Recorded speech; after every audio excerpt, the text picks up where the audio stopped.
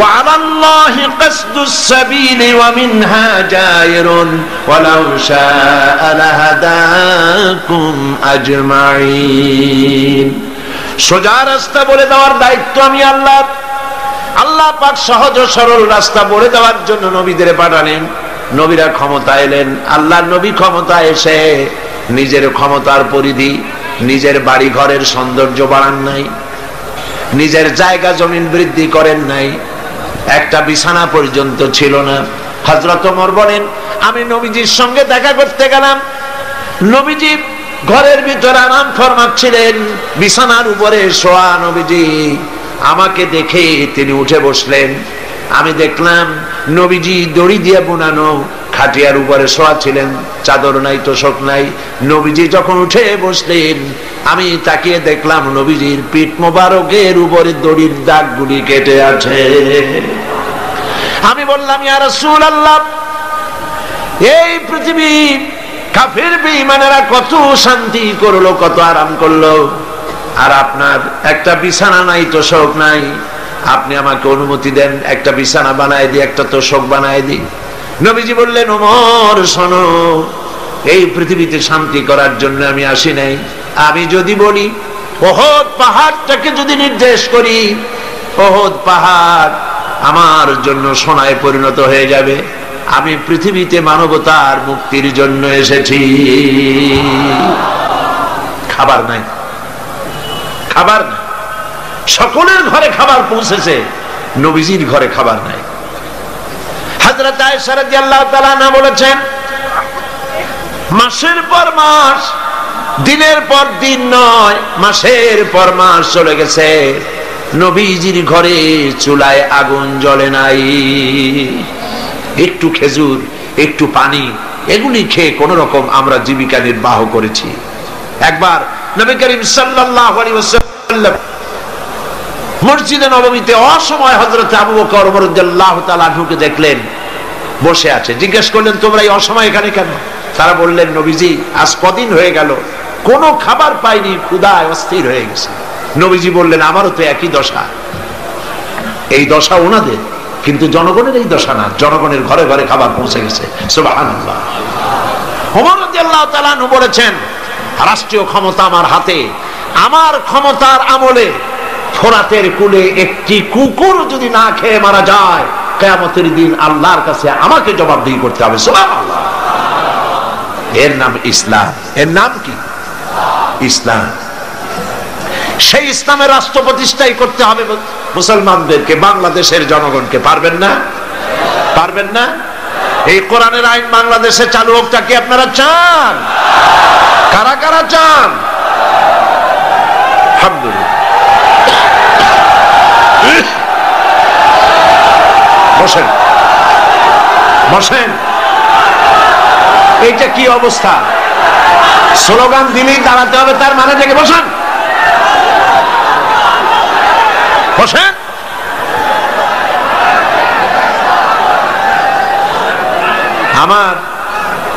আমার মনে হয় যে আপনারা চান্স খোঁজেন। অনেক সময় বসে থেকে মাজা ব্যথা করে, তো স্লোগানের সুযোগ পাইলেই দাঁড়ায় যান। এইটা না অন্য কিছু। যাক, আলহামদুলিল্লাহ, মাজা আল্লাহ ঠিক রাখুক। কোমর সোজা থাকতে হবে, হাঁটুতে শক্তি থাকতে হবে। যুদ্ধের এখনো অনেক পথ বাকি। একটু জোরে সরে জিকির করেন, সুবহানাল্লাহ, আলহামদুলিল্লাহ, লা ইলাহা ইল্লাল্লাহ। জোরে, সুবহানাল্লাহ, আলহামদুলিল্লাহ, লা ইলাহা ইল্লাল্লাহ, লা ইলাহা ইল্লাল্লাহ, মুহাম্মাদুর রাসূলুল্লাহ।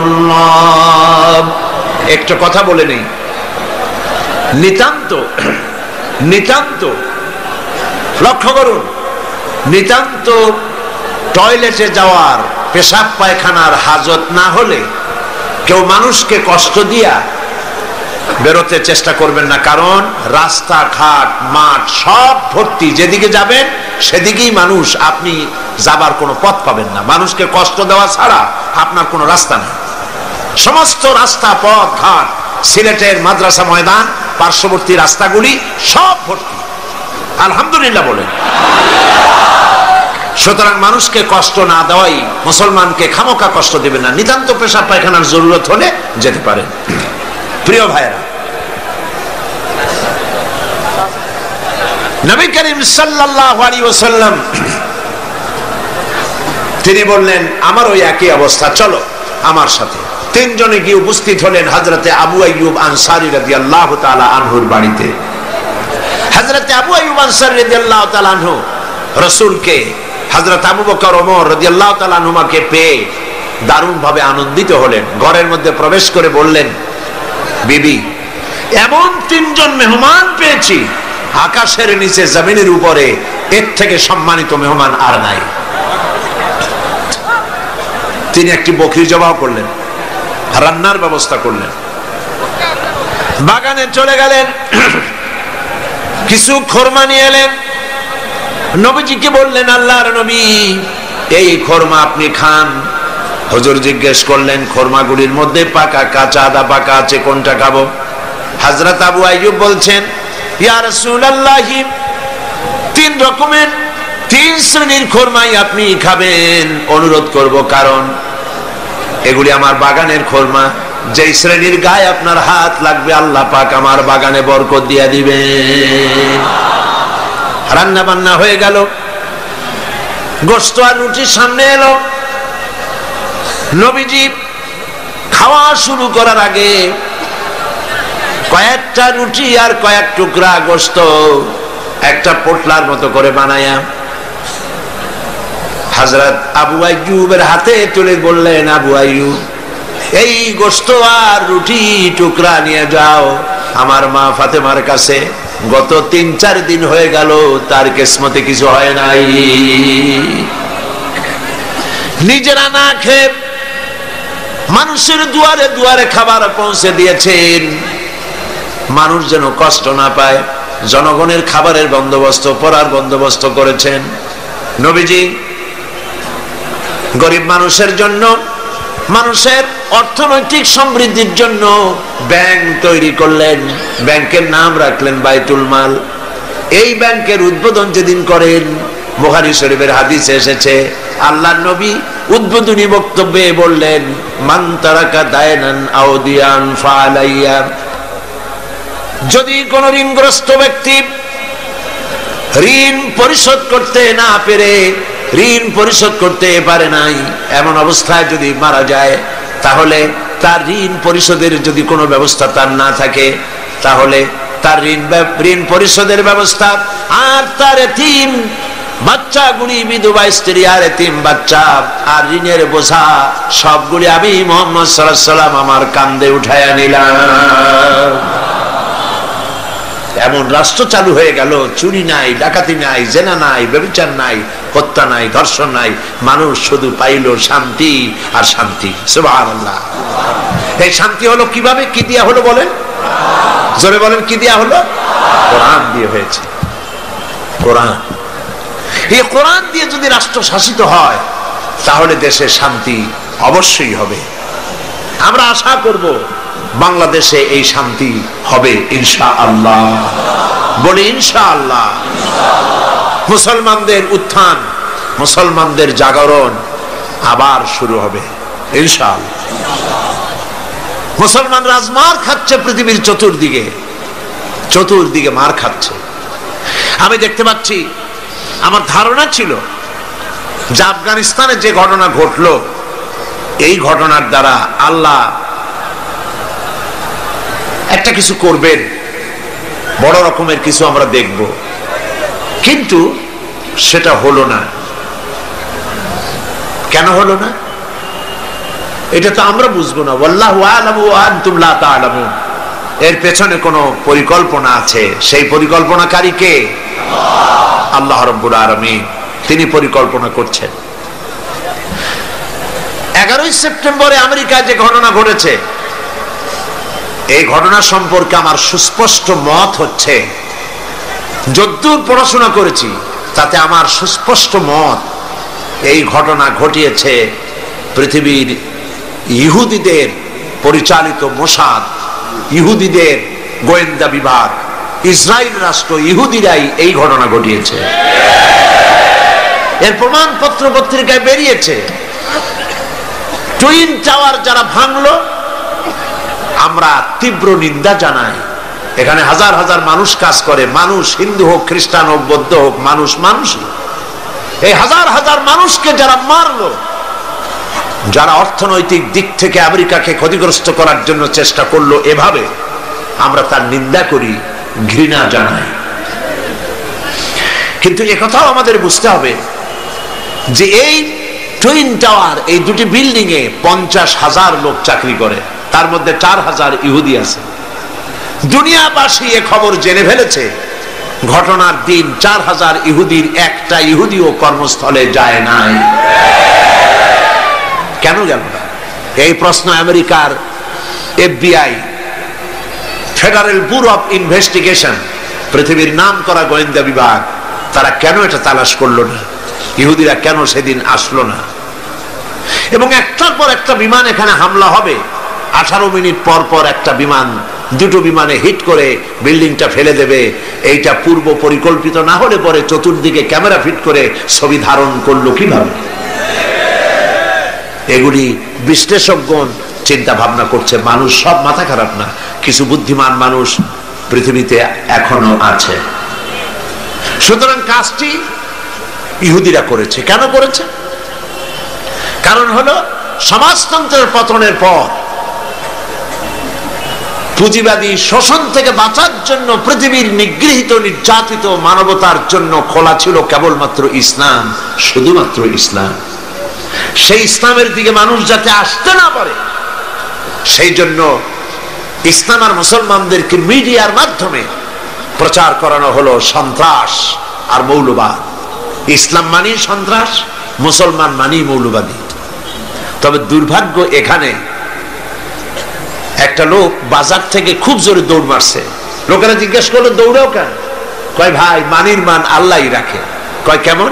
কয়, বাবা আর আমি দুইজনে গেছিলাম বাজারে, বাজারের মানুষেরা আমার বাপেরে ধরিয়া জুতা দিয়ে এমন পিটাইলো, আমি আরামসে নিরাপদে চলে আসছি, আমারে কেউ কিছু করতে পারে না, মানির মান আল্লাহই রাখে।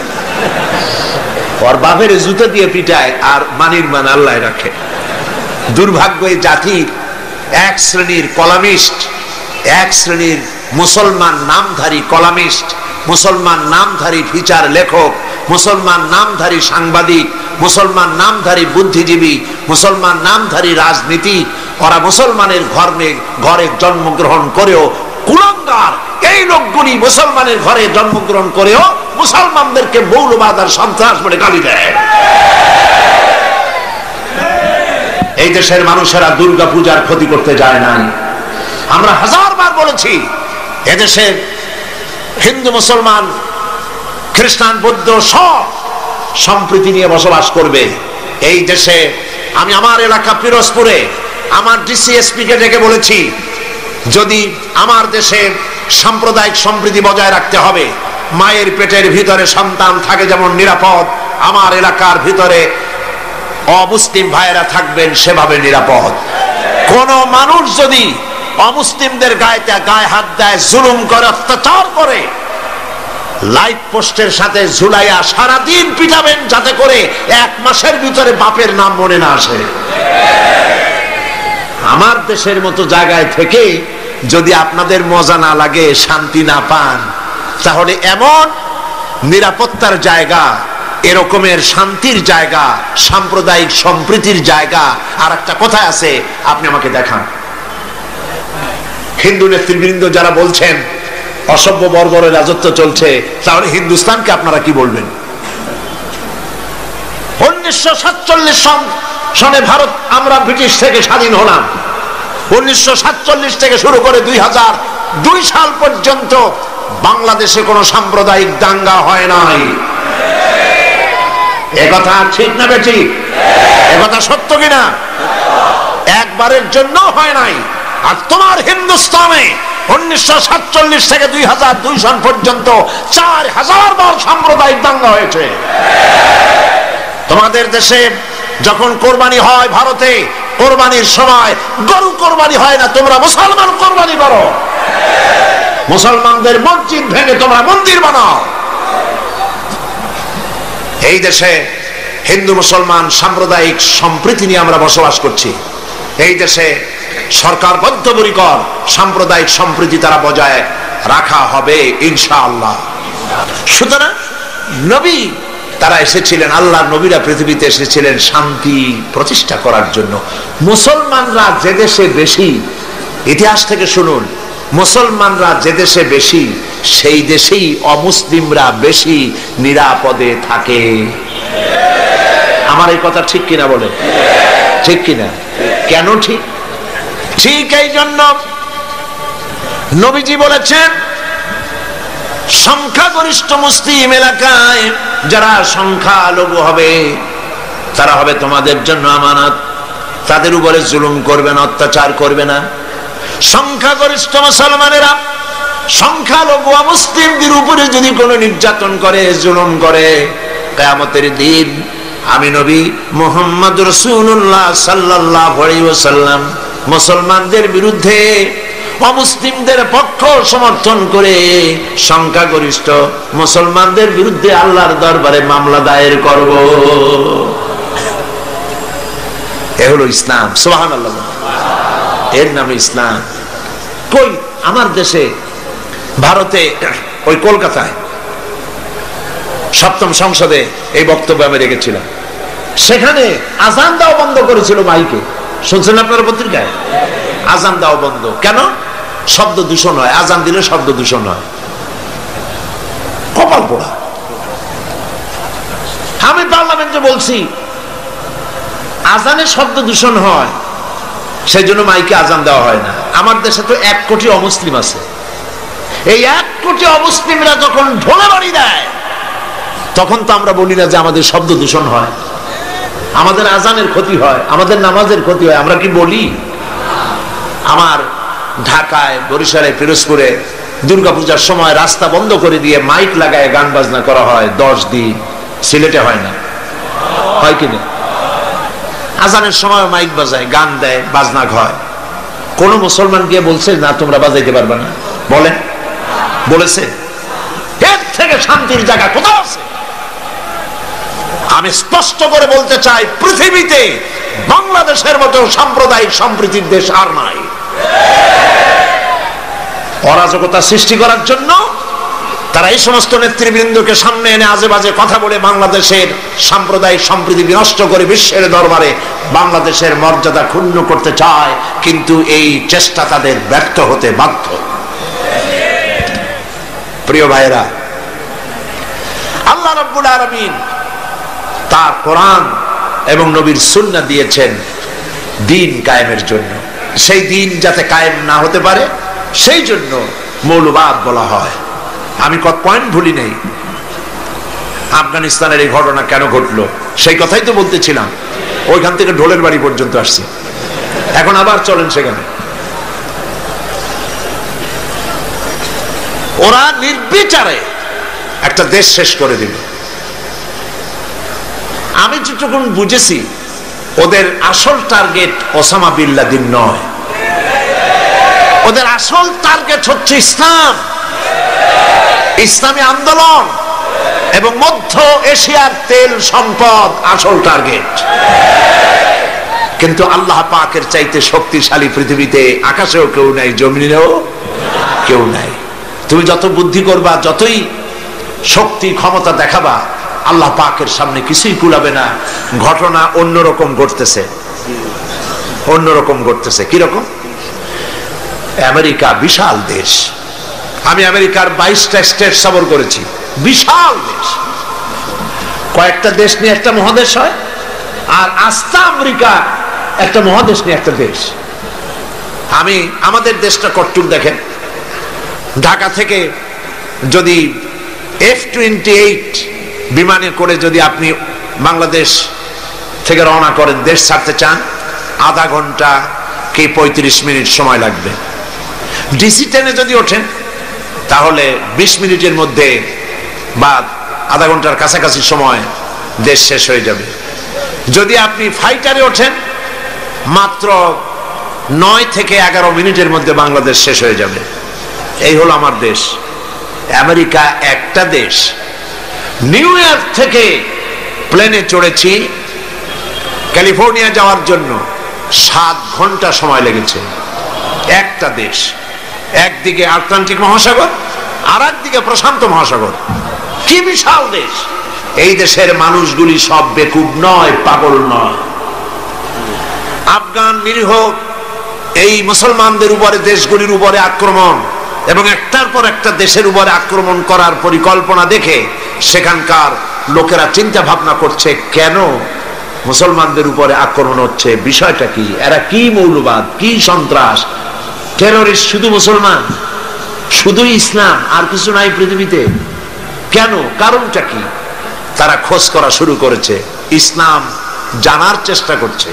আমাদের কাছে রিপোর্ট এসেছে, ইসলামী বইপত্র, কোরআন শরীফ আর ইসলামী বইপত্র আমেরিকায় দেধারসে বিক্রি হচ্ছে, আগের তুলনায় 50 গুণ বিক্রি বেশি হচ্ছে। এবং 11 সেপ্টেম্বরের ঘটনার পর থেকে নিয়ে এই পর্যন্ত আমেরিকান খ্রিস্টান মুসলমানদের ইসলাম গ্রহণ করার হার 4 গুণ বেড়ে গেছে। ঠেকাবে কি করে? আল্লাহর নূর, ঠেকাবার উপায় নাই। আবু জাহেল তো চাইছিল মক্কা শরীফেই মুহাম্মদ সাল্লাল্লাহু আলাইহি ওয়াসাল্লামকে ঠেকায় দেবে, পারছে? আল্লামা ইকবাল বলেছেন, মাগরিব কি ওয়াদিও মে गूंजी अदा हमारी, मगरिब की वादियों में गूंजी अदा हमारी, थमथा न था किसी से सैल रवा हमारा। প্রাচ্য এবং প্রতীচ্য, পাহাড় এবং পর্বতে, ইথার এবং বাতাসে রণিত, অনুরণিত, ধ্বনিত, প্রতিধ্বনিত হয়ে বিশ্বের চতুর্দিকে ছড়ায় পড়বে আমার আজানের আওয়াজ, কেউ ঠেকাতে পারবে না। ইসলাম বিশ্বের চতুর্দিকে ছড়িয়ে পড়বে, ঠেকাবার উপায় নাই। কয়জন মারবা? এখন পৃথিবীতে 140 কোটি মুসলমান, 140 কোটি মুসলমান, কতগুলি মারবা? তোমরা বললে ডাইরেক্ট জাহান্নাম, আর আমরা ইসলাম প্রতিষ্ঠার রাস্তায় যদি মৃত্যু হয়, শাহাদাত, ডাইরেক্ট আল্লাহর জান্নাত। তোমাদের বেঁচে থাকাও বরবাদ, মরে যাওয়াও বরবাদ। আর ইসলামের পথে যারা, তাদের বাঁচাও আল্লাহ পাকের রহমত, আর মরে যাওয়াও রহমত। সেই জন্যে ইসলামের পক্ষে আজ সারা বিশ্ব ইসলামের বিপক্ষে কাজ করছে, আর মুসলমানদেরকে এই সময় ইসলামের পক্ষে টিকে থাকতে হবে, ইসলামকে জানতে হবে, বুঝতে হবে, ইসলামের উপরে টিকে থাকতে হবে, তাহলেই আমাদের বিজয় অতি সন্নিকট। আমার তো মনে হয় আর বেশি দেরি লাগবে না, ইসলামের বিজয়ের একটা সময় এসে গেছে ইনশাআল্লাহ। মায়ের যখন প্রসব যন্ত্রণা শুরু হয়, তখন বোঝা যায় বাচ্চা হইতে আর সময় লাগবে না, ঠিক কিনা? ঠিক কিনা? আজ পৃথিবীর প্রসব যন্ত্রণা শুরু হয়েছে, তাম পৃথিবীর চতুর্দিকে মুসলমানদের উপরে জুলুম অত্যাচার শুরু হয়েছে। এই জুলুম অত্যাচারের মধ্য দিয়ে আগামীকাল যে সূর্য উদিত হবে, সেই সূর্য হবে ইসলামের জন্য, আল্লাহর দ্বীনের জন্য, মুসলমানদের জন্যই সেটা হবে। তামাম পৃথিবীর বুকে আল্লাহর দেওয়া বিধান ও কোরআনের রায় কায়েম হওয়ার জন্য সময় আর বেশি দূরে নয়। এজন্য মুসলমানদেরকে ঐক্যবদ্ধ হয়ে নবীর পথ ধরতে হবে, নবীর রাস্তা ধরতে হবে। আল্লাহ পাক নবীকে যে উদ্দেশ্যে পাঠাইছেন, কোরআন যে উদ্দেশ্যে নাজিল করেছেন, সেই উদ্দেশ্য ধরে আমরা যদি জীবন চালাতে পারি, আল্লাহর রহমত আমরা লাভ করতে পারবো। আল্লাহ পাক আমাদেরকে, আল্লাহ পাক বলেছেন কোরআনে কারীমের মধ্যে, ওয়া কানা হাক্কান আলাইনা নাসরুল মুমিনিন। আল্লাহ রাব্বুল আলামিন বলেন, মুমিনদেরকে সাহায্য করা আমি আল্লাহর জন্য ওয়াজিব। সুবহানাল্লাহ বলেন, মুমিনদেরকে সাহায্য করা আমি আল্লাহর জন্য ওয়াজিব। মুসলমান বেশি হওয়া লাগবে, সৈন্য সংখ্যা বেশি হতে হবে, অস্ত্র বেশি হতে হবে। আল্লাহ পাক এগুলি বলেননি, অস্ত্র লাগবে, এটা ঠিক, অস্ত্র লাগবে, কিসের জন্য? দিন প্রতিষ্ঠার জন্য। কেউ যদি আমাদের মারে তাহলে আমরা তো আর বসে বসে আঙ্গুল চুষতে পারবো না, কি বলেন ঠিক কিনা? এই জন্য জিহাদে আল্লাহর মদদ পাওয়া যায়। মুসলমানেরা আল্লাহর দেওয়া বিধান কায়েমের জন্য যদি চেষ্টা চালায়, আল্লাহ পাক বলেছেন ওয়ালা তাহিনু ওয়ালা তাহজানু ওয়া আনতুমুল আলাউনা ইন কুনতুম মুমিনিন। কোনো ভয় নাই, কোনো চিন্তা নাই, যদি মুমিন হও আমি আল্লাহ তোমাদেরকে জয়ী করব। সুবহানাল্লাহ। 10 জন সূরা আনফাল আল্লাহ পাক বলেছেন 10 জন ইমানদার সাবের মুত্তাকি যদি হও 100-র উপরে বিজয়ী করব। সুবহানাল্লাহ কবেন না? 100 যদি হও ইমানদার সাবের মুত্তাকি 1000 কাফেরের উপর বিজয়ী করব। সুবহানাল্লাহ। আল্লাহ পাক আজও তার রহমত নিয়ে আসেন আমরা যদি মুমিন হই। বদরের মাঠে জিহাদের ময়দানে একজন সাহাবী বলছেন ইয়া রাসূলুল্লাহ, জিহাদের ময়দানে সবাই নেমে গিয়েছে, আমি একজন যুবক মানুষ মুসলমান, আমার কাছে কোনো অস্ত্র নাই, মেহেরবানি করে একটা অস্ত্র দেন, আমি জিহাদে শরীক হয়ে যাই। হুজুর বললেন আমার কাছে অস্ত্র নাই। তিনি বললেন ইসলামের এই প্রথম জিহাদে আমি কি করে নীরব দর্শকের ভূমিকা পালন করি, যা পারেন তাই দেন আপনার হাত দিয়া। নবীজি এদিক ওদিক তাকায়া একটা শুকনা খেজুরের ডাল পেলেন, শুকনা খেজুরের ডালটা ধরাই দিলেন সাহাবীর হাতে। সাহাবী বলেন নবীজির হাতের দেওয়া শুকনা খেজুরের ডাল দিয়া জিহাদের ময়দানে ঝাঁপিয়ে পড়লাম। ধারালো তরবার দিয়ে আঘাত করলে যেমন কাম হয়, নবীর দেওয়া শুকনা খেজুরের ডাল দিয়ে আঘাত করার সঙ্গে সঙ্গে কাফের দ্বিগণ্ডিত হয়ে পড়তে লাগলো। কবি বলছেন ফিজাই বদরি পয়দা কুন ফেরেশতে তেরি নুসরত কো, ফিজাই বদরে পয়দা কুন ফেরেশতে তেরি নুসরত কো, उतर सकते गर्दू से कतर अंदर कतर अब्बी। বদরের মুসলমানের মতো ঈমান আজ যদি তোমাদের ভিতরে থাকে, আল্লাহ রাব্বুল আলামিন কাতারে কাতারে ফেরেশতা তোমাদের সাহায্যের জন্য নামায়া দিবে। ঈমানদার হও, মুসলমান হও, আল্লাহ পাক সাহায্য করবেন। আল্লাহ পাকের সাহায্য নিয়ে আমরা কি করতে চাই? দিন প্রতিষ্ঠা করতে চাই। আমরা মারামারি করতে চাই না। আমরা পাশ্চাত্যকে বুঝাতে চাই, খ্রিস্টান, মুশরিক, ইহুদি, দুনিয়ার তাবত ইসলাম বিরোধীদেরকে বুঝাতে চাই ইসলাম সন্ত্রাসে বিশ্বাস করে না, ইসলাম যুদ্ধে বিশ্বাস করে না, ইসলাম শান্তিতে বিশ্বাস করে। নবীজি যত যুদ্ধ করেছেন সবগুলি আক্রান্ত হয়েছেন, ডিফেন্সিভ ওয়ার, সবগুলি আত্মরক্ষামূলক যুদ্ধ করেছেন, নিজে আগ বাড়ায়া কারো সাথে আক্রমণ করে নাই।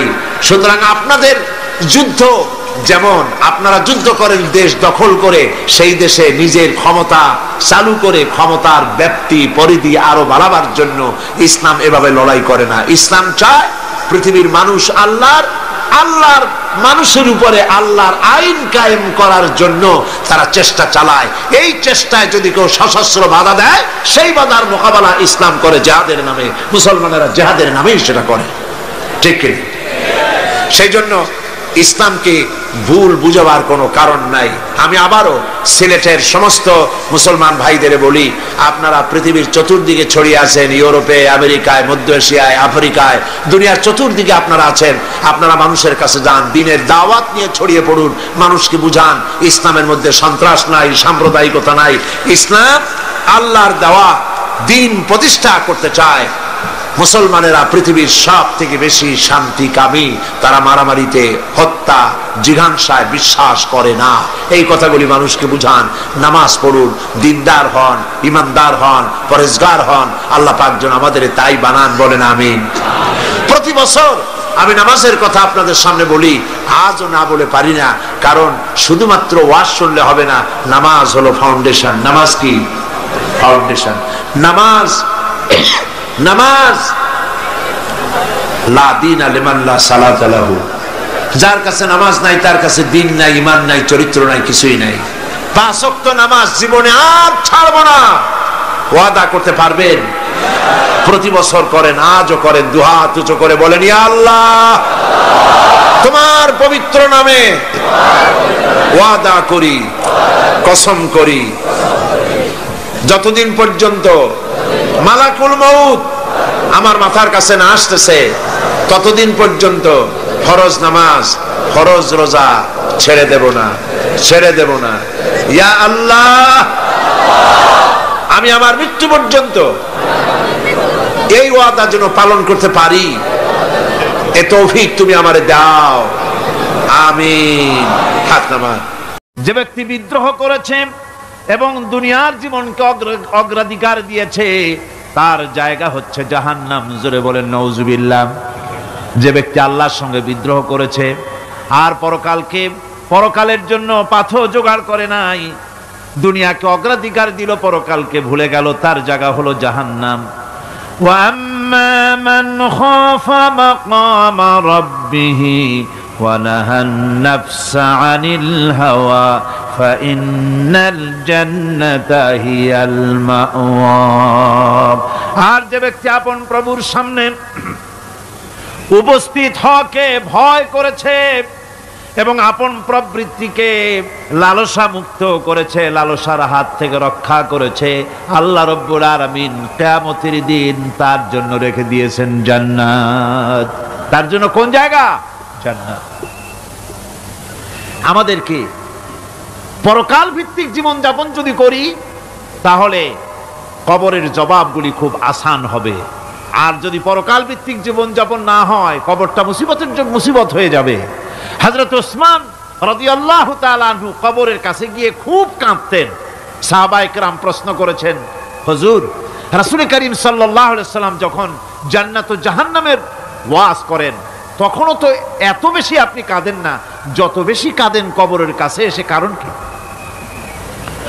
হযরত ওসমান রাদিয়াল্লাহু তাআলা আনহু বলতেন, আমার সাথীরা, আমি আমার হাবিবের কাছে, আল্লাহ রাব্বুল আলামিনের রাসূলের কাছে আমি শুনেছি এই কবরটাই হলো প্রথম স্টেশন, এই কবরটাই হলো প্রথম ইমিগ্রেশন কাউন্টার।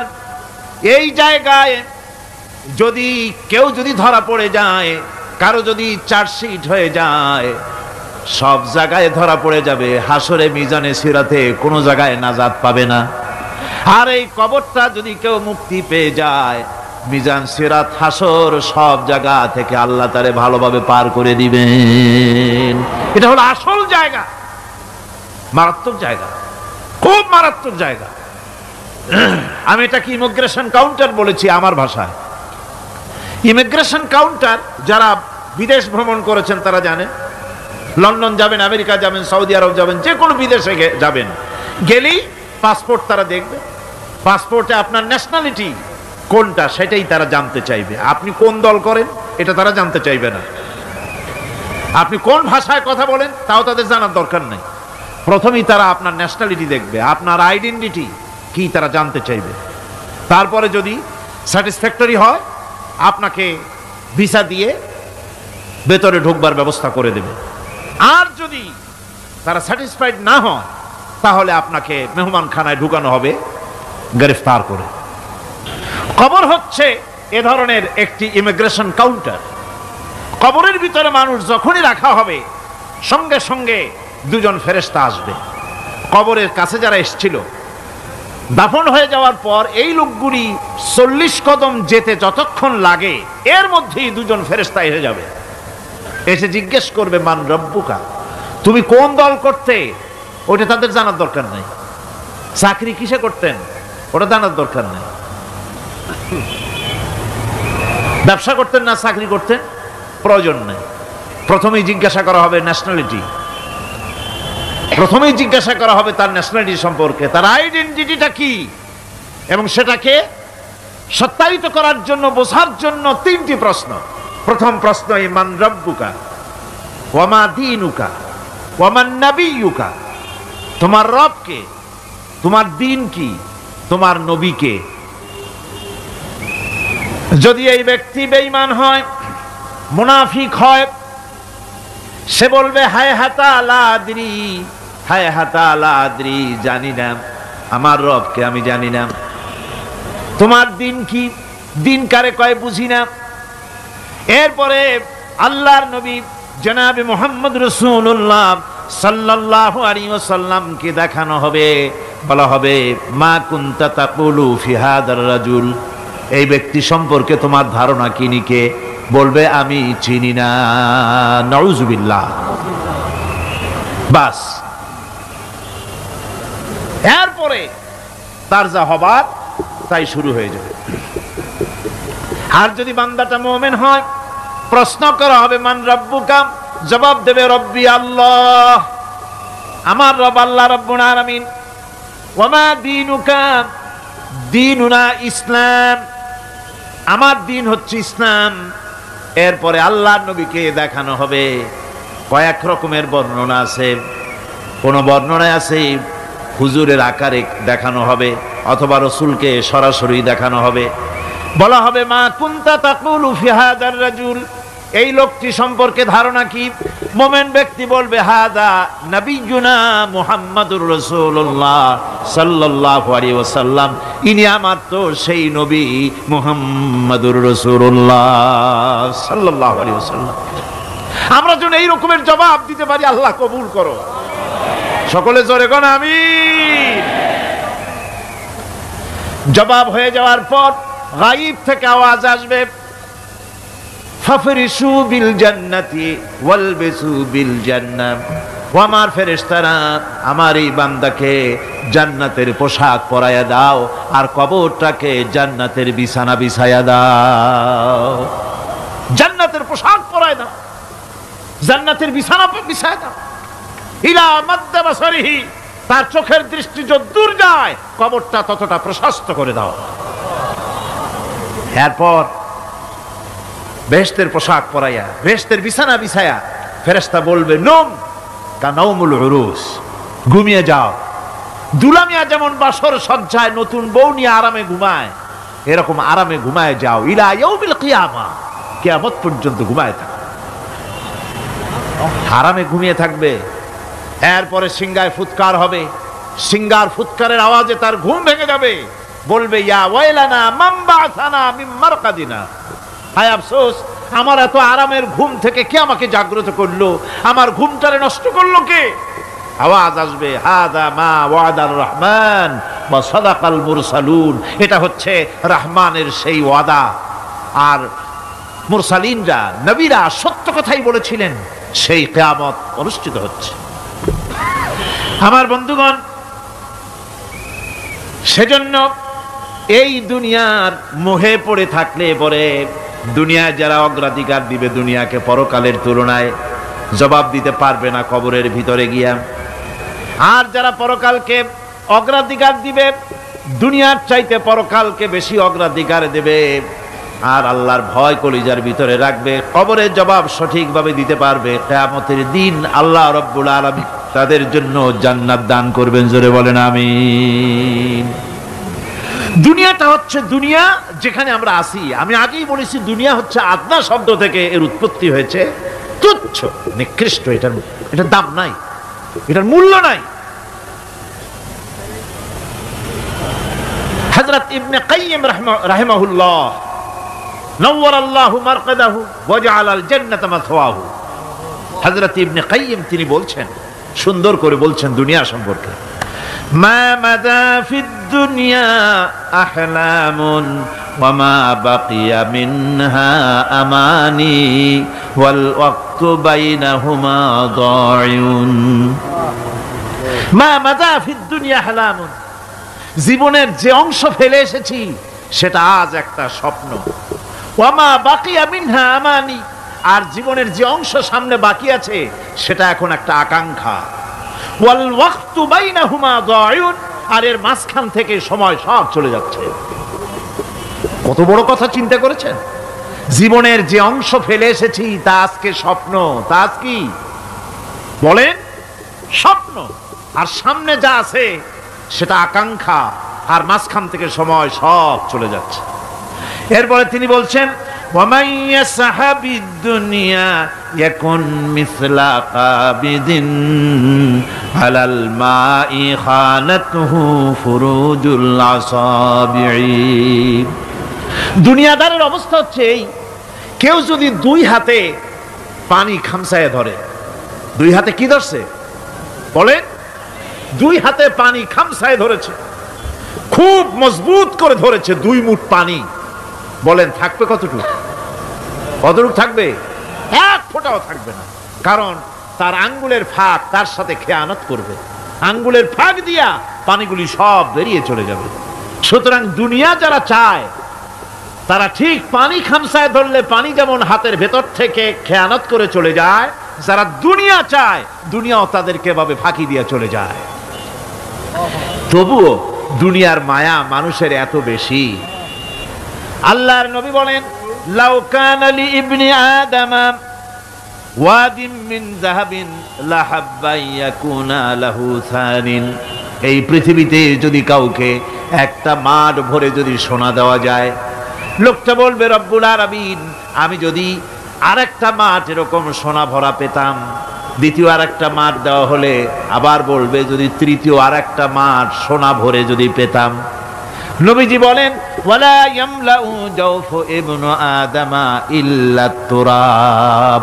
মানুষের পেট 3.5 হাত মাটি ছাড়া, কবরের মাটি ছাড়া মানুষের পেট ভরবে না। আরো চাই, আরো চাই, চাওয়ার কোনো শেষ নাই। মানুষ এভাবে করে দুনিয়ার মহব্বতে এমনি পাগল হয়ে যায়, শুধু দুনিয়ার মহব্বত, পরকালকে বেমালুম ভুলে যায়। আমি কিন্তু এই কথা বুঝাতে চাই নাই যে পরকালের মহব্বতে, পরকালের ভয়তে বা পরকালের জন্য দুনিয়া আপনি বাজার ঘাট, বেচা কিনা, ব্যবসা বাণিজ্য সবকিছু ভুলে যান, না তা নয়। ভুল বোঝার কোনো কারণ নাই। পরকালকে অগ্রাধিকার দিতে হবে, মানে দুনিয়াটা চিরস্থায়ী জায়গা নয়। চিরস্থায়ী হচ্ছে কোনটা? আখিরাত। চিল্লায় এখন কোনটা? সুতরাং এখানে যা করতে হবে, আখিরাতে জবাবদিহিমূলক জীবন যাপন করতে হবে। আপনি ব্যবসা করবেন, ওজনে কম দিতে পারবেন না, আপনি খাদ্যে ভেজাল দিতে পারবেন না, চুরি করতে পারবেন না, ডাকাতি করতে পারবেন না, জেনা করতে পারবেন না, বদমাশি করতে পারবেন না, মদ খেতে পারবেন না, সন্ত্রাসী হতে পারবেন না, হাইজাকার হতে পারবেন না, চাঁদাবাজ হতে পারবেন না, মুনাফাখোর হতে পারবেন না, আপনি চোরা কারবারি হতে পারবেন না, ঘুষখোর হতে পারবেন না, সুদখোর হতে পারবেন না। এই সব কাজ পরকালকে বিশ্বাস করলেই এ সমস্ত কাজ থেকে মানুষ বিরত থাকতে পারে। কথা ঠিক কিনা? এটাই হচ্ছে পথ। সুতরাং এই পৃথিবী থাকবে না, এটা কি চিরকাল থাকবে? না, এর একটা পরিসমাপ্তি ঘটবে। যেমন করে সারা বছর লেখাপড়া করার পর কলেজে, বিশ্ববিদ্যালয়, মাদ্রাসায়, হাই স্কুলে, সব জায়গায় সারা বছর লেখাপড়া করার পর যেমন পরীক্ষা দেওয়ার একটা দিন আসে, সারা বছর ব্যবসা করার পর হিসাব নিকাশ করার যেমন একটা সময় আসে, সারা মাস চাকরি করার পর বেতন পাওয়ার যেমন একটা দিন আসে, সারা জীবন চাকরি করার পর পেনশন পাওয়ার যেমন একটা সময় আসে, অনুরূপভাবে এই দুনিয়া যেদিন শেষ হয়ে যাবে, আল্লাহ নির্ধারিত সময় শেষ হয়ে যাওয়ার পর একটা সময় আসবে যখন আল্লাহ রব্বুল আলামিন সব শেষ করে দিবেন, লন্ড ভন্ড হয়ে যাবে, কিছুই থাকবে না। কোরআনে কারিমে আল্লাহ সব বলেছেন, কোরআনে সব আল্লাহ বলে দিয়েছেন। আল্লাহ পাক বলেন এই পৃথিবীর সব কেমন ভাবে ধ্বংস হবে তার চিত্র আল্লাহ পাক কোরআনে কারিমে তুলে ধরেছেন। ইযাস সামাউ ফাতারাত ওয়া ইযাল কাওয়াকিবু তাসারাত ওয়া ইযাল বিহারু ফুজ্জিরাত ওয়া ইযাল কুবুরু বু'সিরাত। যখন আকাশসমূহ দীর্ণ বিদীর্ণ হয়ে যাবে, তারকাগুলি বিক্ষিপ্ত হয়ে ছিটকে পড়বে, আর সমুদ্রগুলি উচ্ছ্বসিত হয়ে পড়বে, কবরগুলি সব তার ভেতরে যা আছে উদ্গীরণ করে দেবে, তারকাগুলি স্থিমিত হয়ে যাবে। এরপরে সমস্ত আকাশগুলি কাতাইয়িস সিজিল্লিল কুতুব, কিতাবের পৃষ্ঠার মতো একটার পরে একটা ঠাস ঠাস করে পড়তে থাকবে, চূর্ণ বিচূর্ণ হয়ে ভেঙে চুরে একাকার হয়ে যাবে। পাহাড়গুলিকে উড়িয়ে দেওয়া হবে, চন্দ্র এবং সূর্য একাকার হয়ে যাবে। আল্লাহ রাব্বুল আলামিন বলেন ফাইযা বারিকাল বাসার ওয়া খাসাফাল কমার ওয়া জুমিআশ শামসু ওয়াল কমর। চক্ষু যখন বিস্ফারিত হয়ে যাবে, চাঁদ যখন তার আলো হারিয়ে ফেলবে, সূর্য যখন তার আলো হারিয়ে ফেলবে, চাঁদ আর সূর্য সব একাকার হয়ে যাবে, সেই সময়ের অবস্থাটা কি চিন্তা করো। মানুষ হয়রান হয়ে দৌড়াদৌড়ি করবে। ওয়াহুমিলাতিল আরদু ওয়াল জিবালু ফাদুক্কাতা দাক্কাতান ওয়াহিদা। জমিন এবং পাহাড়গুলির মধ্যে আল্লাহ রাব্বুল আলামিন সংঘর্ষ বাঁধিয়ে দিবেন। পাহাড়গুলি ভেঙে চুরে টুকরা টুকরা হয়ে যাবে। পাহাড়গুলি উঁচু করে জমিনের উপরে আছাড় মেরে আল্লাহ রাব্বুল আলামিন ভেঙে চুরে চুরমার করে দিবেন। সুবহানাল্লাহ। ওয়াতাকুনুল জিবালু কালইহনিল মানফুস। পাহাড়গুলো পেঁজা ধোনা তুলার মতো করে উড়িয়ে দেওয়া হবে। পাহাড় উড়ে যাবে। সুবহানাল্লাহ পড়ো। পাহাড় পাথরের তৈরি করা পাহাড়, এই পাহাড়গুলি তুলার মতো হয়ে উড়বে কিভাবে? আমি এই দৃশ্য নিজের চোখে কিছুটা হলেও দেখছি। আজ থেকে 10 দিন আগে আমি ইতালি সফর করে এসেছি। ইতালির রাজধানী রোম। রোম প্রাচীন সভ্যতার লালন ভূমি।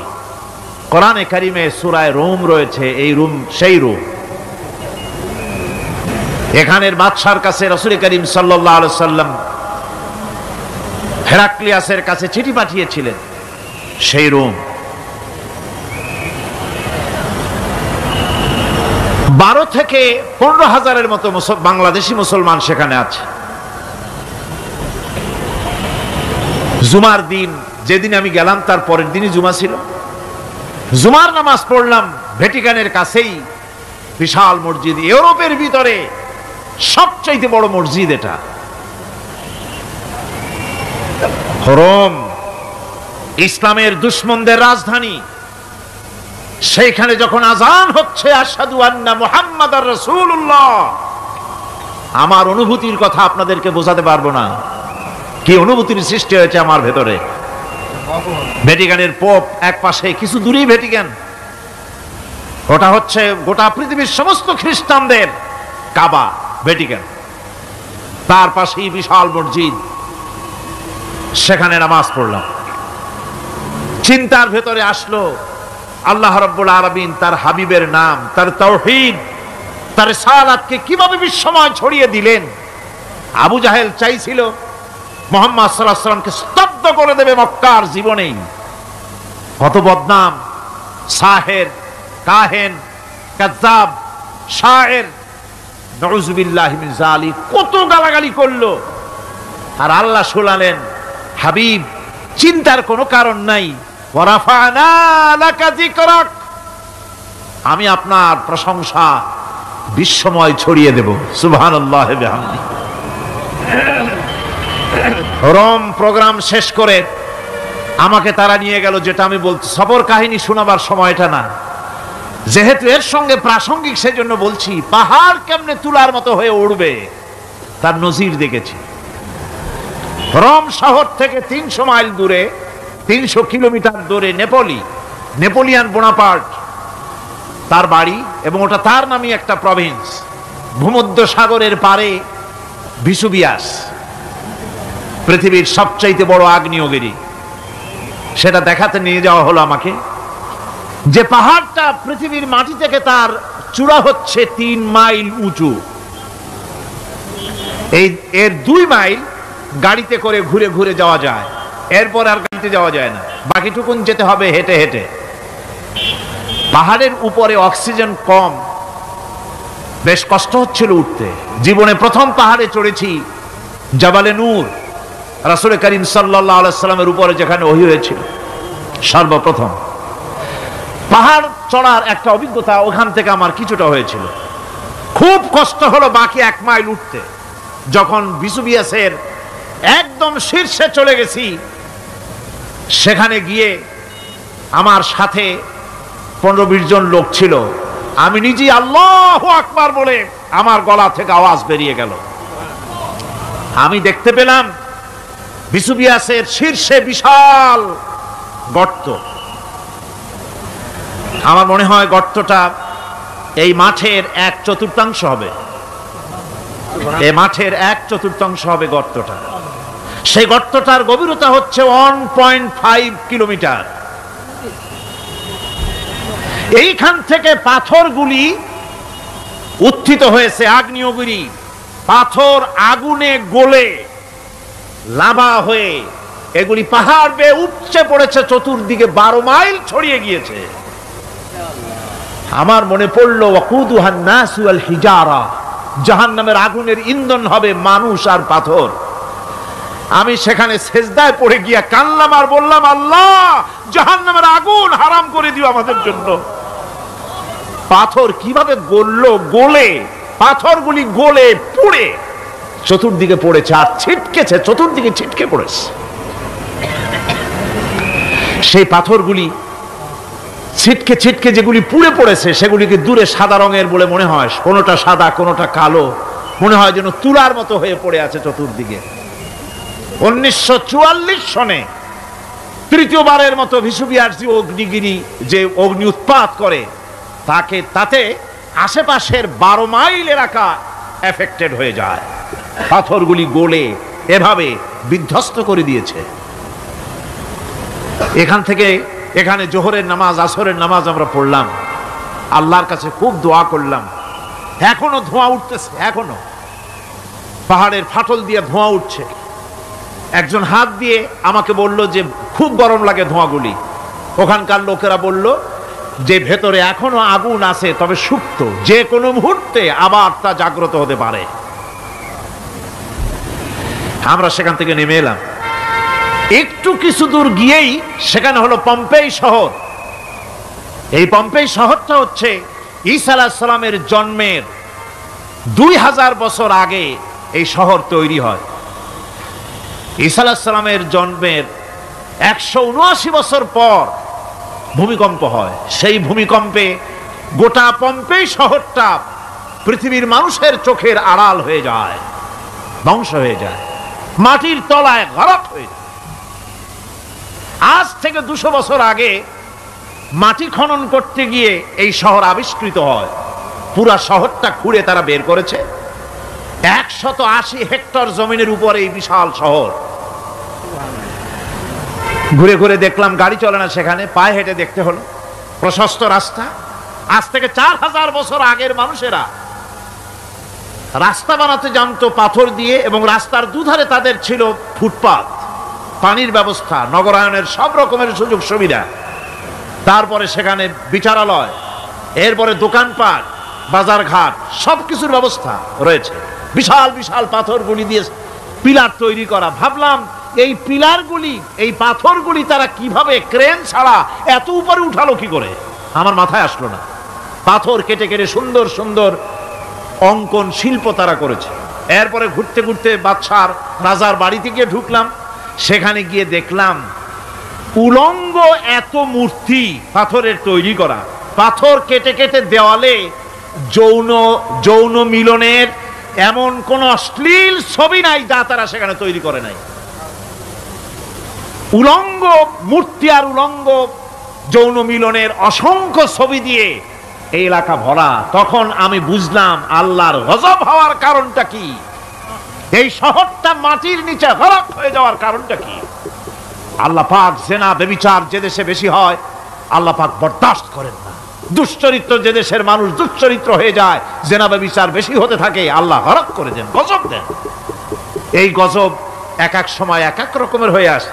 কখনো মাটির নিচে দাবায় দেন, কখনো মহামারী, কোনো দেশে কলেরা, কোনো দেশে জলোচ্ছ্বাস, কোথাও ভূমিকম্প, আর সর্বশেষ এই জেনা ব্যভিচারের জন্য আল্লাহ পাকের চূড়ান্ত এই যৌনতার অশ্লীলতার জন্য চূড়ান্ত গজব বর্তমান বিশ্বের জন্য এইডস।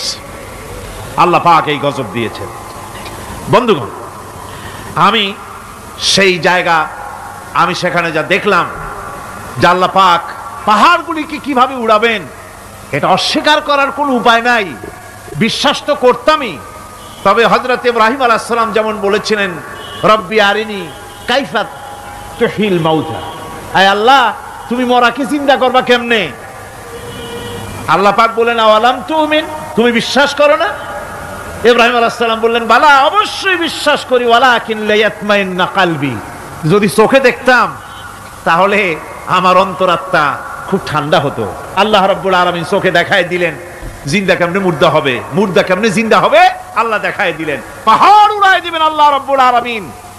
একথা কলিজার মধ্যে এটার উপর ঈমান বিশ্বাস, কিন্তু আল্লাহ চোখে দেখায়ছেন, ঈমান আরো মজবুত হয়েছে, যা ছিল আরো মজবুত হয়েছে। সুবহানাল্লাহ। আল্লাহর ভয়তে কলিজা কেঁপেছে। আমি পাহাড়ের উপরে কেঁদেছি, যার যার হয়ে কেঁদেছি। বন্ধুগণ, আল্লাহ সুবহানাহু ওয়া তাআলা এই জন্য বলেছেন, কুল সিরু ফিল আরদ, আমার জমিন ঘোরো, ভালো করে দেখো, কাইফা কানা আকিবাতুল মুকাজ্জিবিন, মহাসত্যকে যারা অস্বীকার করেছে তাদের পরিণতি আমি কি করে দিয়েছি, এগুলি চোখে ভালো করে তাকায় দেখো।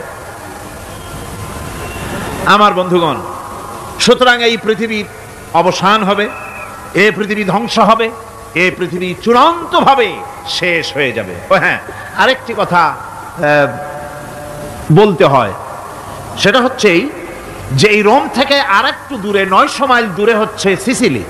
900 মাইল দূরে, সেখানে এই সিসিলি মুসলমানেরা শাসন করেছিল 350 বছর। সেই সিসিলিতে রয়েছে 360টা মসজিদ মুসলমানদের করা।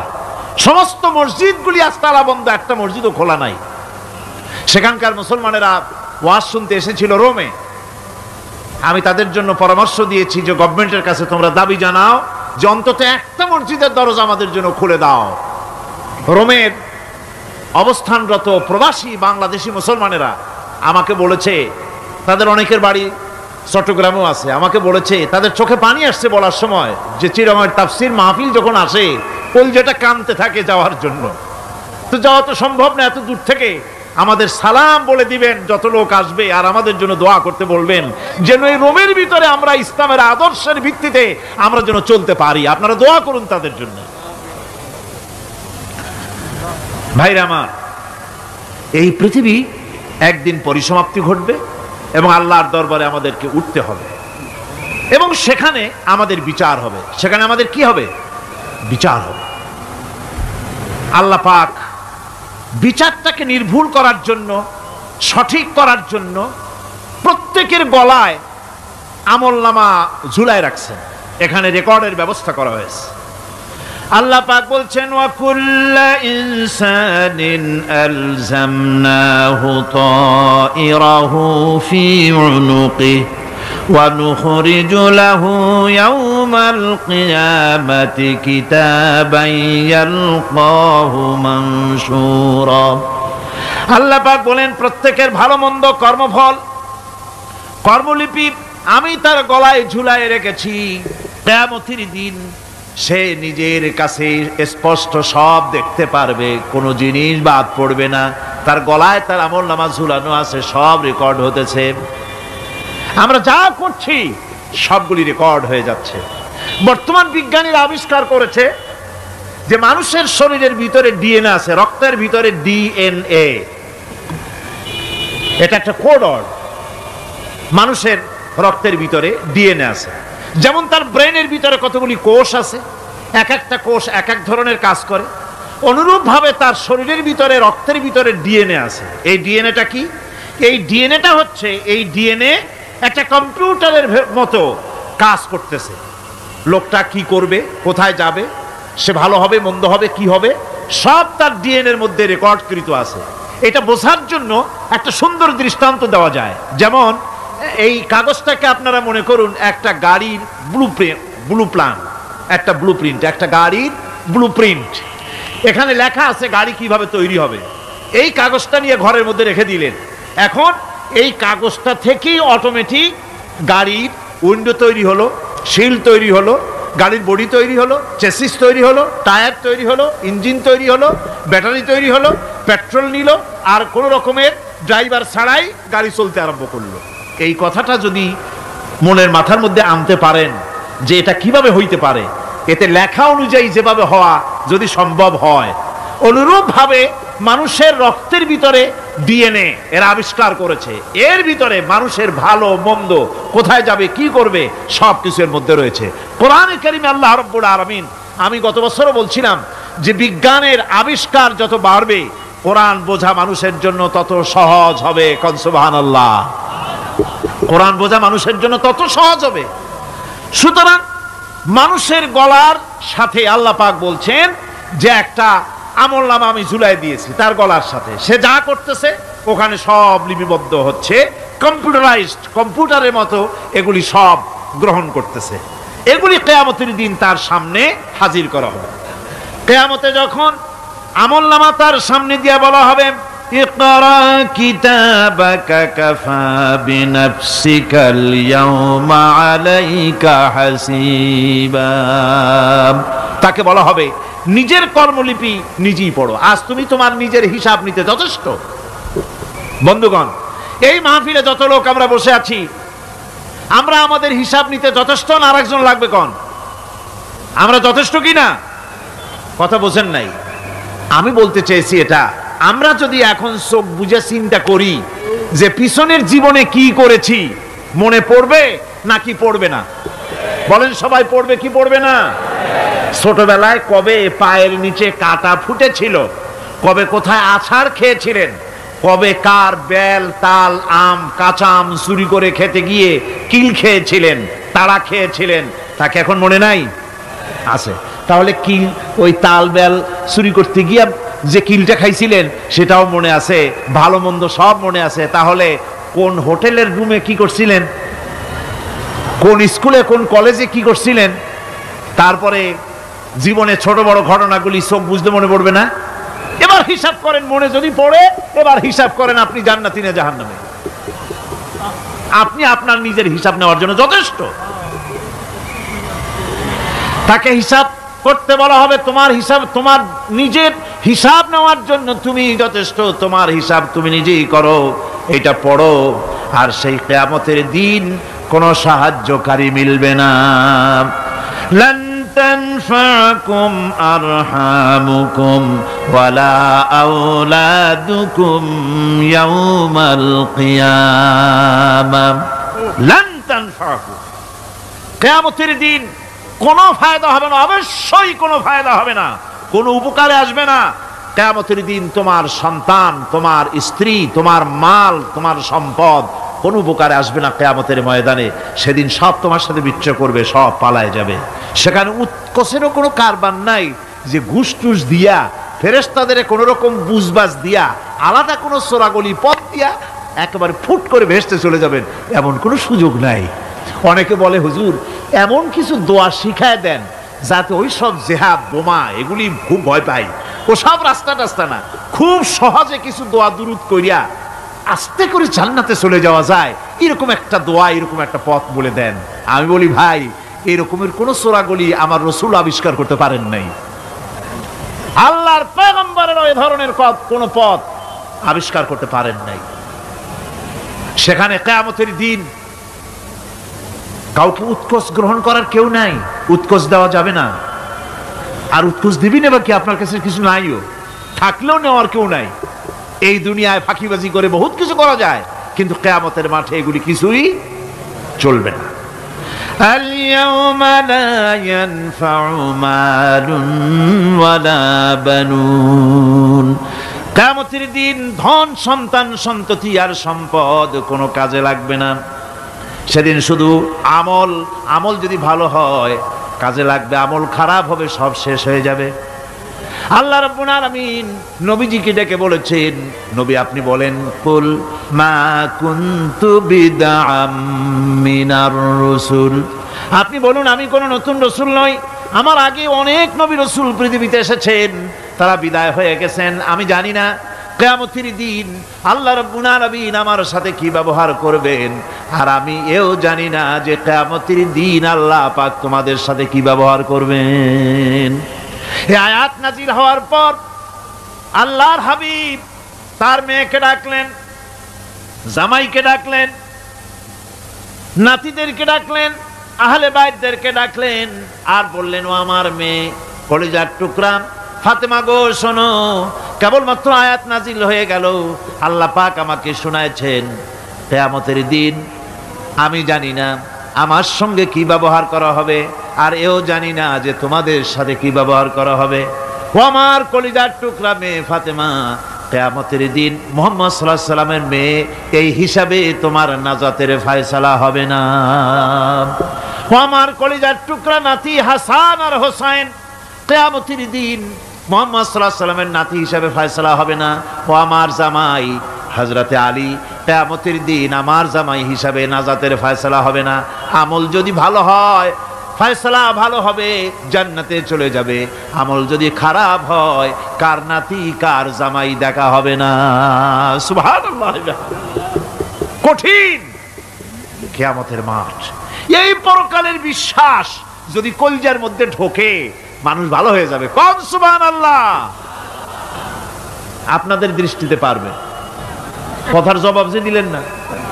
পুলিশে কি মানুষের চরিত্র ভালো বানাইতে পারবে? পুলিশের চরিত্র ভালো বানাবে কেডা? সেটাই তো কথা। মানুষের চরিত্র যাতে ভালো থাকে, মানুষের জন্য খারাপ কাম না করে, সেজন্য পুলিশ। পুলিশ যাতে খারাপ কাম না করে সেজন্য আরো একটা ডিপার্টমেন্ট আছে না? তারা যাতে খারাপ কাজ না করে সেজন্য আর একটা আছে। এন্টি করাপশনের আবার এন্টি করাপশন আছে, তার উপর আবার এন্টি করাপশন আছে।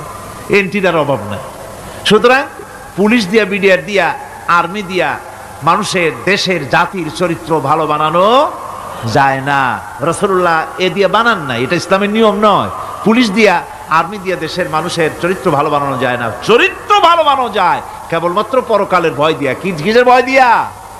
ওই যে মক্কার জীবনে ওই সমস্ত মানুষগুলি যারা চুরি করত, ডাকাতি করত, জেনা করত, বদমাশি করত, যারা শয়তানি করত, যারা মানুষকে খুন করত, এই মানুষগুলি এত ভালো হয়ে গেল, যারা চুরি ছেড়ে দিল, ডাকাতি ছেড়ে দিল, জেনা ব্যভিচার ছেড়ে দিল, এত ভালো হয়ে গেল, পৃথিবীর মধ্যে সেরা মানুষ তারা হয়ে গেলেন। জোরে বলেন সুবহানাল্লাহ। নবীর সাহাবীরা পৃথিবীর শ্রেষ্ঠ সন্তান, নবীর সাহাবীরা পৃথিবীর সেরা মানুষ, তাদের চাইতে সেরা মানুষ নবীদের পরে আর কেউ হতে পারে না। জোরে কোন সুবহানাল্লাহ। নবীর পরে পৃথিবীতে শ্রেষ্ঠ মানুষ কারা? সাহাবায়ে কেরাম রিদওয়ানুল্লাহি তাআলা আলাইহিম আজমাইন। ওনারা তো কুফরের মধ্যে ছিলেন, শিরকের মধ্যে ছিলেন, চুরি, ডাকাতি, জেনা, ব্যভিচার এমন কোনো পাপ নাই যা করা হয়নি। তারপরে যখন আল্লাহর নবীর কাছ থেকে তাওহীদ, রিসালাত ও আখিরাতের দাওয়াত পেলেন, কি সোনার মানুষ এক একজন হয়ে গেলেন। সুবহানাল্লাহ। যারা ছিলেন নারীর সতীত্বের জম, তারা হয়ে গেলেন নারীর সতীত্বের পাহারাদার। যারা মানুষের মাল চুরি করত, ডাকাতি করত, তারা রাতভর মানুষের মালের পাহারা দিল, মানুষের রক্তের পাহারা দিল। সুবহানাল্লাহ বিহামদি। রক্ত সম্পদের পাহারা দিল। রাসূল বললেন খায়রুল কুরুনে কারনি, সর্বশ্রেষ্ঠ যুগ তো আমার যুগ। বন্ধুগণ, এরপরে একটা জীবন আসবে ওই কিয়ামতের ময়দানে। এই পরকালের বিশ্বাসটা গুরুত্বপূর্ণ ব্যাপার। আমাদের সব কিছুর হিসাব দেওয়া লাগবে। আল্লাহ পাক বলেন ইন্নাস সামআ ওয়াল বাসারা ওয়াল ফুআদা কুল্লু উলাইকা আনহু মাসউলা। নিঃসন্দেহে মানুষের শ্রবণ শক্তি, দর্শন শক্তি এবং তার অন্তঃকরণের কল্পনা সম্পর্কে আল্লাহ রাব্বুল আলামিনের কাছে জিজ্ঞাসিত হতে হবে। কান দিয়া কি করেছিলা, চোখ দিয়া কি করেছিলা, মুখ দিয়া কি করেছিলে, হাত দিয়ে কি করেছিলে, সব কিছুর জবাব আল্লাহ রাব্বুল আলামিনের কাছে দিতে হবে। সবটার জবাব দিতে হবে, কোনো কিছু বাদ যাবে না। এমনকি মনের ভিতরে যে কল্পনা আমরা করি, এই কল্পনার হিসাবও আল্লাহর দরবারে দিতে হবে। কোরআনে কারীম বলছেন ওয়া ইন তুবদু মা ফি আনফুসিকুম আও তুখফুহু ইউহাসিবকুম বিহিল্লাহ। মনের ভিতরে তুমি যেটা কল্পনা করো সেটা প্রকাশ করো, অথবা তুমি গোপন রাখো, যাই তুমি করো না কেন আল্লাহ রাব্বুল আলামিন এর হিসাবও তোমার কাছে নেবেন। ফায়াগফিরু লিমান ইয়াশা ওয়া ইউআযিবু মান ইয়াশা ওয়াল্লাহু আলা কুল্লি শাইইন কাদির। মহান আল্লাহ পাক বলেন, করার পর তোমার মনের ভিতরে কি কল্পনা করেছিলে ওইটার হিসাব আমি নেব। হিসাব নেওয়ার পর যারে খুশি ক্ষমা করে দেব, যাকে খুশি শাস্তি প্রদান করব। সবকিছুর উপরে আল্লাহ রব্বুল আলামিন শক্তিমান, সব তিনি করতে পারেন, সমস্ত কুদরত রয়েছে তার। সুতরাং মানুষদেরকে, আল্লাহর বান্দাদেরকে বিশ্বাস করতে হবে যে আমার কোনো কথা বাদ যাবে না, কথাগুলি রেকর্ড হচ্ছে, কথা রেকর্ড হচ্ছে। আমি যে ওয়াজ করতেছি এই কথাগুলি রেকর্ড হচ্ছে নাকি হচ্ছে না? অনেক টেপ রেকর্ডার রেকর্ড হচ্ছে, অডিও ভিডিও হচ্ছে। আজ থেকে 50 বছর পর যদি এই রেকর্ড বাজানো হয়, আমাকে যদি বলা হয় যে আপনি অমুক জায়গায় অমুক কথা বলেছেন, আমি যদি বলি না আমি কথা বলি নাই, তারপরে যদি রেকর্ড বাজানো হয়, তাহলে আমি কথা যে বলি নাই যদি বলি, তাহলে এটা ধরা পড়বে না? সেখানে ধরা পড়বে না? তাহলে এই মানুষের কথা প্লাস্টিকের ফিতায় রেকর্ড করে 50 বছর, 100 বছর, 200 বছর, 500 বছর যদি প্লাস্টিকের ফিতায় এটাকে চলচ্চিত্র করে অথবা টেপ রেকর্ডারে করে যদি ধরে রাখা যায়, এই বুদ্ধিটা কে দিলেন কন্ত দেখি? সবাই কন্যা এই বুদ্ধিটা দিলেন কে? যে আল্লাহ রাব্বুল আলামিন মানুষের মাথায় বুদ্ধি দিলেন, যার দ্বারা সে মানুষের কথাবার্তা অ্যাক্টিভিটি সব ধরে রাখতে পারে। সে আল্লাহ রাব্বুল আলামিন বুঝি আপনার আমার কথা এবং আপনার আমার অ্যাক্টিভিটিসকে তিনি বুঝি ধরে রাখতে পারবেন না কিয়ামত পর্যন্ত? পারবেন কি না? সেজন্য রাব্বুল আলামিন বলেন, মা ইয়ালফিযু মিন কাওলিন ইল্লা লাদাইহি রাকীবুন আতীদ। সমস্ত কথা রেকর্ড হচ্ছে। সুবহানাল্লাহ কোন জোরে! সমস্ত কথা রেকর্ড হচ্ছে, একটা কথাও বাদ যাবে না। মুখ আছে বলেই কথা বলবেন তা না, হিসাব করে কথা বলতে হবে। গীবত গাওয়া যাবে না, মিথ্যা কথা বলা যাবে না, মিথ্যা ওয়াদা করা যাবে না। মিথ্যা ওয়াদার তো মৌসুম এসে গেছে। কি কোন বোঝেন কথা? হ্যাঁ, মিথ্যা ওয়াদার মৌসুম এসে গেছে। এখন মৌসুমে বাহার, মিথ্যা বলার। কত সুন্দর সুন্দর ওয়াদা, সোনা দিয়া রাস্তা বানায় দেব। অভুক্ত মানুষদের বলা হয় না খেয়ে মরবেন না, কিন্তু কি খেয়ে মরবে তাও কয় না। আমরা যদি যাইতে পারি তাহলে মটকির মতো রসগোল্লা বানায় দেব, গরুর গাড়ির চাকার মতো জিলাপি বানায় দেব। খাইতে গিয়ে হা করে শীত হয়ে থাকবে। কত রঙিন রঙিন কথা। মিথ্যা ওয়াদার সময় এসে গেছে। ভাইরা আমার, পরকাল যদি বিশ্বাস করে সেই ব্যক্তি কিছুতেই মুখ আছে বলেই যা খুশি বলবে না, পরনিন্দা করবে না, পরচর্চা করবে না, হাত আছে বলেই যা তা লিখবে না। ঘটনা হইল একটা, লিখলো আর একটা। কলম একটা আছে বলেই যা খুশি তা লেখা যায় না, মুখ আছে বলেই যা খুশি তা বলা যায় না, চোখ আছে বলেই যা খুশি তা দেখা যায় না। গরু খাওয়া জায়েজ করা হয়েছে বলে গরুর লেজ থেকে মাথা পর্যন্ত পাইকারি দরে সব খাওয়া যায় না। গরু খাওয়া হারাম না হালাল? হালাল। পাইকারি দরে লেজ থেকে মাথা পর্যন্ত সব খাওয়া হালাল না। ওর মধ্যে আল্লাহ কিছু হারাম রেখে দিছে, সেগুলোকে বাইসে খাইতে হবে। আল্লাহ দেখতে চান পাইকারি দরে জমের খাওয়া খাও না আমার হারামগুলি বাদ দিয়া খাও, নিষেধ করাগুলি বাদ দিয়া খাও। মুখ আছে বলেই যা খুশি তা বলা যাবে না, কান আছে বলেই যা খুশি তা শোনা যাবে না, চোখ আছে বলেই যা খুশি তা দেখা যাবে না, হাত পা আছে বলেই যা খুশি তা করা যাবে না। সবটার পেছনে আল্লাহ রাব্বুল আলামিনকে ভয় করা লাগবে। মহান আল্লাহ রাব্বুল আলামিন বলে, বান্দারে তোমার সমস্ত কার্যাবলী এমনকি তোমার চাহনিটা পর্যন্ত কার দিকে কি নিয়তে তাকায়ছো কেউ জানে না, আমি আল্লাহ রাব্বুল আলামিন জানি। وَيَعْلَمُ خَائِنَةَ الْأَعْيُنِ وَمَا تُخْفِي الصُّدُورُ। তোমার অন্তঃকরণ কি জিনিস গোপন করে আর তোমার চক্ষু কি লুকোচুরি খেলে আমি টের পাই। সুবহানাল্লাহ বিহামদি। চশমার ফাঁক দিয়া কি দেখো, কারে দেখো, কি নজরে দেখো, সানগ্লাস পরিয়া কেউ ঠিক পায় না, আমি ঠিক পাই। সুবহানাল্লাহ, জোরে কান সুবহানাল্লাহ।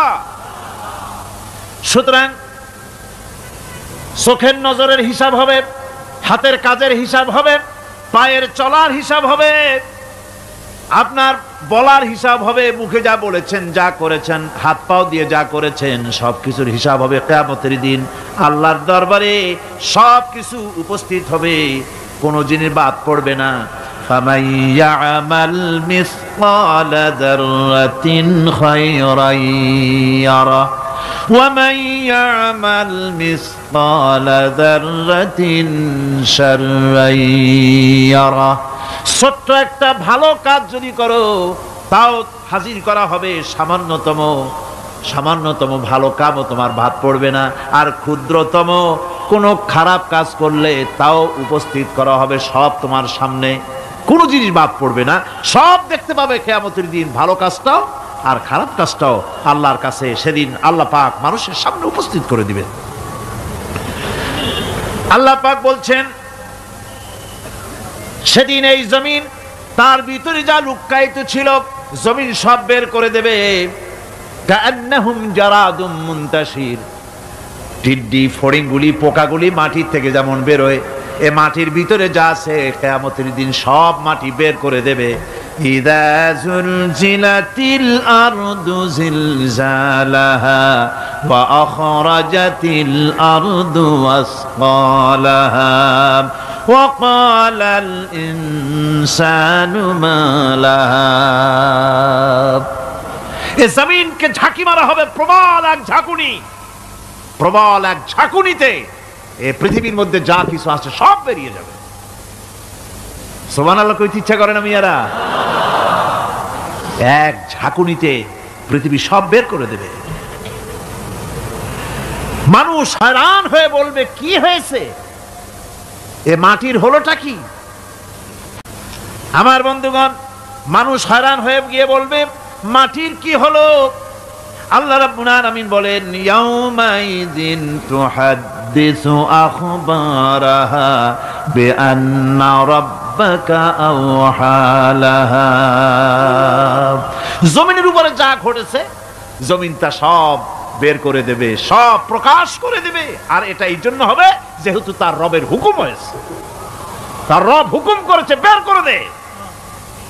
জমিনের ভিতরে আছে যা সব বেরিয়ে যাবে, আকাশ ভেঙে পড়বে, পাহাড় উড়ে যাবে, জমিনের ভিতরে যা আছে সব উপরে চলে আসবে, পৃথিবীতে সব শেষ, কিচ্ছু নাই, আকাশ নাই, পাহাড় নাই, সমুদ্র নাই, সব একাকার, চন্দ্র নাই, সূর্য নাই, তারকা নাই, গ্যালাক্সি নাই, মহাশূন্য নাই, সব শেষ।